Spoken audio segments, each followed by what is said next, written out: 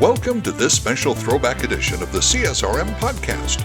In these special episodes, we travel back to the 2016 REACHgathering where Dr. Greg Linville interviewed some CSRM pioneers about the history and mission of CSRM. Today's episode is with CSRM founding board member Jan Averwater.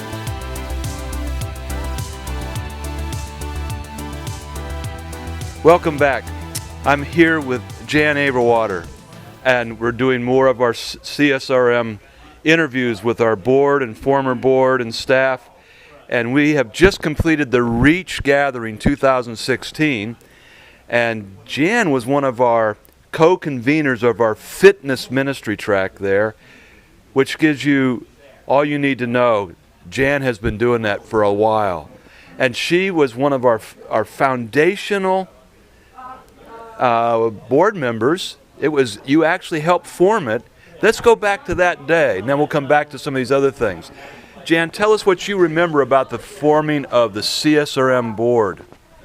I remember being invited to a conference or a workshop down in Atlanta. I was working in fitness and sports ministry, primarily sports, and I wondered why we did not get more help with what we were trying to accomplish.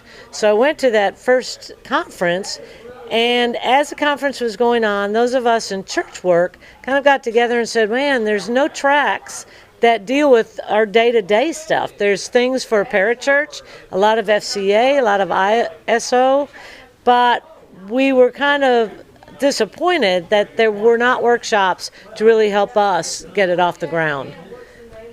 That's right, and as at the same time, the Southern Baptists were downsizing, and I remember Tim Adcox, who was on the original board with you and I, and he played a real pivotal role in bringing both of those groups together. Large Southern Baptist group, and then a large group that came from a lot of different denominations. And you came from the United Methodist Church. I was part of the Evangelical Friends. We had the lightning rod, Jim Riley, from the Presbyterian. We had a lot of different folks. We came together because we really believed that the local church had this great methodology to reach people through sports, recreation, and fitness ministries. And you came to that, and you won't brag on yourself, but I'll tell you what, there was hundreds of people, and Jan was one of, I think, 15 that were nominated for the board, and she was one of 9 that was actually voted on the board, which gives you an idea of how well she was thought of, and still is thought of today by people, that she was voted on that board. You played a role, I think, as maybe the secretary or treasurer in those early first couple years? Yes, I came on as a secretary, and that's so not my personality. It was God saying, you're going to be outside the box and what you're usually used to doing. So I remember being on conference calls and taking notes, and then they'd ask me to comment, and I'm trying to take notes, and that was before technology where we were web. We didn't have anything. No, we weren't doing anything with a web. It was not a seminar. It was just talking on a telephone for 2 hours and taking notes. So God just had me in a different area than I normally am. But what a blessing it was for me to meet the people I did, to get more enforcement or more, I'm trying to think of the word, where you just feel like you're not alone anymore. That's right. You've got people that are in the same place you are. Barb Wagenfer and I were the 2 women on the board at the time, and boy, what a blessing she was, not just to me personally, but to my ministry and what I brought back to the Memphis area. Well, we've often called Barb the queen. You must have been the princess. Ooh, I like it. And Barb means so much to all of us. And you know what? I don't even know if you know this, Jan, but Barb now is staff emeritus for CSRM.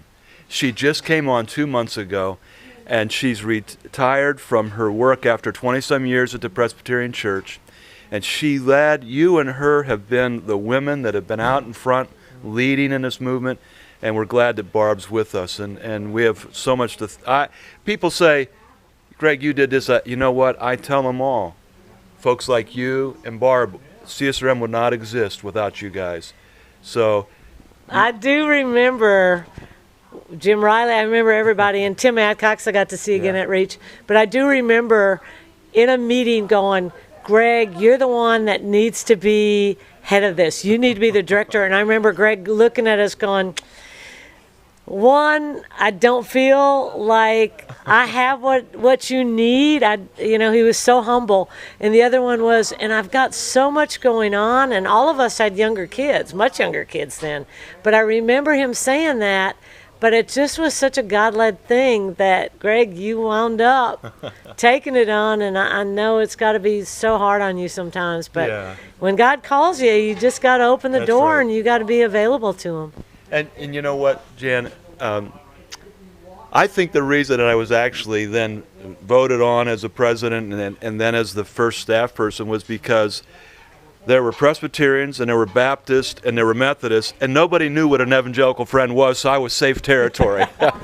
We actually wrote into the original bylaws that there cannot be more than 3 of any one denomination on the board, so it wouldn't become a Southern Baptist thing or United Methodist or whatever. And I think that was part of it too, that I was this unknown quantity.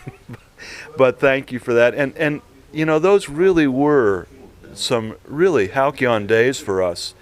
And now when we think about it, today, here in Memphis, we spent all day with international folks, and they are planning their own summit in Africa. And to think, we had no more of an idea of that 30 years ago than probably anything.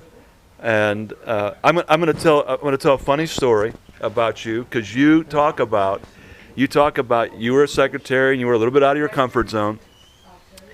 I think you left the board after the 3rd year, because we all got an extra year, and you were in the middle class, I think, which means you would have been there for 3 years. Yeah. And when you left the last board meeting, you handed us a black box.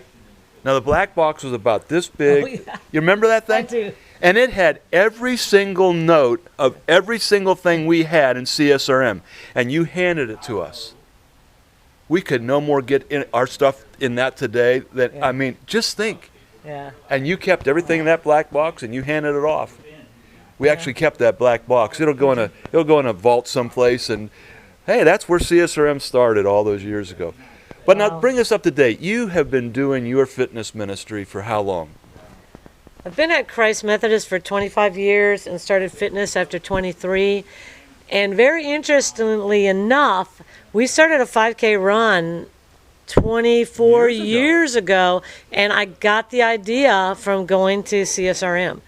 I came back, I talked to our athletic chairman for our committee, and I said, we've had a fun run.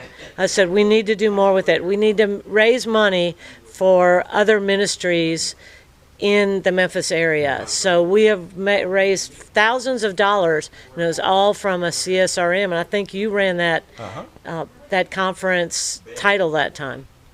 But isn't that interesting? Yeah, so I've been doing fitness for the 23 years. A lot of classes I like to teach, but if I get a volunteer that comes in and says, I feel God's calling me to do this, I step aside, and it's now their ministry area. So the outreach that happens not just on the sports field, but also through fitness ministries, children's games, children's programs, what a difference it can make. And it's all because God's opening those doors and encouraging people to use these tools for Him. And you really did model that. I remember a number of things that you came to those conferences and you went home and you made a difference. And Jan, there are thousands of people that have been impacted by your ministry. Thousands of people, and there are people that know Jesus today, are involved in churches, their families are made better because of what you've done all these years. And Jan and I don't see each other that often. And we communicate every now and then, but there's something in that bond of what we created back there together that no matter where we've gone since then, I always knew I could count on you. And this conference is a perfect example of that. Because we call Jan up and say, Jan, we have a need to get some homes for our internationals. Now, be honest. How many hours have you worked on this? Are you still married? Yeah. The hardest thing was last week I was out of town with Chip at a conference that he goes to for music. And I've missed these conferences because of that. He was serving, and in serving... Oh. We're good. Keep going. Okay. And in serving, serving as his wife, as he was chairman, and I could not go to my conferences. So this year I was so excited. His was last week. Ours was this past week. His was 2 weeks ago. But in doing so, when I was out of town with him, I was going back and forth with Jonathan, with other people and the hosts, and we'd have someone picked up, then we'd lose someone. But you know what? It means nothing compared to the smiles that I saw when we walked in to Bellevue this week. And the people I've gotten to know, and I think our lives are so much richer. I think we get so much more out of it with these people coming in from around the world. Zaid I knew because I've met him before, but the new people I've met friends now that I hope next year I'll see again at a REACH conference. And again, because of your help, we've been able to bring these folks, and they are going to go back into their countries. And again, because of your help, thousands of people. In fact, what came about out of this one is that Africa is going to have their own version of a REACH gathering, and you're part of that. And so, Jan, and people can probably see we've got a very nice setting here where it's your home. You've invited everybody out. You're having a big barbecue for everybody, and this is just indicative of this woman and how she thinks and who she is, and this is what makes the CSRM world go around. Jan, if people are thinking about getting involved in CSRM, why should they get involved? There's no place where you get other people to help you along the way, to help you understand, to also minister to you. Often we're ministering to everybody else. In my first CSRM conference, when I went home, I opened up my notebook, and in my notebook was John 3:16, and I was looking through my papers, and I saw the verse, God so loved the world, he gave his only son. And the man next to me said to me, I see John 3:16 in the stadiums all the time. He said, what does it mean? Wow, what a opening that was. And that happens each and every day. So if you're thinking about CSRM or you're wanting to contact someone, please do, because it just opens doors and you have no idea what you're being called to do and what God's asking you to do. And I will never forget, you asked me to go back on the board because someone dropped off. And I have a statue in my office, a little thing of guys playing together. And I said, man, I'd like that to be about 3 feet and in front of the gym. So people just realize what a difference adults make for kids, but what a difference the kids come back and make in our lifetime. I have so many coaches that were players at one time, and now they're doing it. And it's because of the ministry tools I got through CSRM. Yeah. Well, Jan, thanks for everything. Most of all, thanks for who you are. You're an example to all of us. And thanks for joining us. It's been great to catch up with Jan here a little bit. And we really do encourage anybody that's watching this to get in touch with CSRM. Help your church get out there and reach people for the Lord and make a difference in this world. Thanks again, Jan. Thank you. The CSRM podcast is a production of the Association of Church Sports and Recreation Ministers and their video production house, Overwhelming Victory Flix.